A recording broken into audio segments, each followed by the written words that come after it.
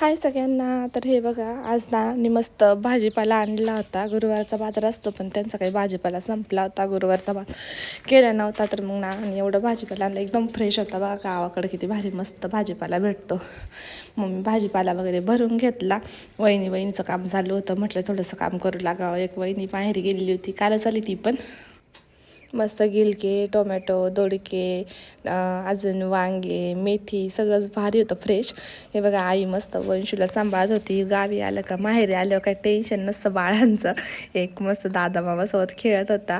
किरण मामाने त्याला बॅट आणली, ती बॉल आणला होता. मस्त एन्जॉय करायचं काम चालू होतं. वंशू काय खाली राहिल्यानंतर आईने त्याला उचलून घेतलं. मस्त दोघं जण. आणि परी झोपलेली होती, त्यामुळे आई त्याला घेऊन बसलेली होती. दादा मामाला सुट्टी होती, त्यामुळं मग काय प्रेमसोबत खेळायचं काम चाललं होतं. इकडं किरण भाऊ अचानक असं आला पातीला घेऊन. त्याला वाटतं मी व्हिडिओ काढते, तर मुद्दामून केल्यावर काय नंतर मी जेवण केलं त्याने वहिनीला घ्यायला गेला तो. आणि मग प्रेमला भूक लागली. मस्त फ्रेंच फ्राईज आणलेले होते पुण्यावरून येतानाच. मग ते त्याला तळून दिले, ते खाल्ले आणि नवीन घरात आलो. नवीन घरात आलं तर हे बघा कसं एकदम खराब झाला बरं का, पूर्ण ड्रेस खराब करून टाकला. गावाकडे त्याला फक्त माती खेळण्यासाठी आणि फिरण्यासाठी यायचं असतं बरं का. त्याला मोकळं वातावरण लागतं. आणि संध्याकाळी पालकपुरी करायची होती ना, तर हे बघा त्यांचं बी आलेलं होतं पहिले त्या पालकाला, आणि त्यांनी तसंच रोटर केलं. आणि त्याच्यात बघा ते किती पसरलं, आणि सगळीकडे नुसतं पालक. परत लसूण लावलं आहे, त्याच्यात पालक उगला. परत मेथी टाकली होती आईने. एकदम पूर्ण एवढा पालक आहे बघा, दिसतो ना एवढा पालक आहे. आणि मस्त पालक फ्रेश तोडून नेला आणि पालकपुरी बनवायची हल्ली ती बघा वहिनीला घेऊन आला होता किरण भाऊ.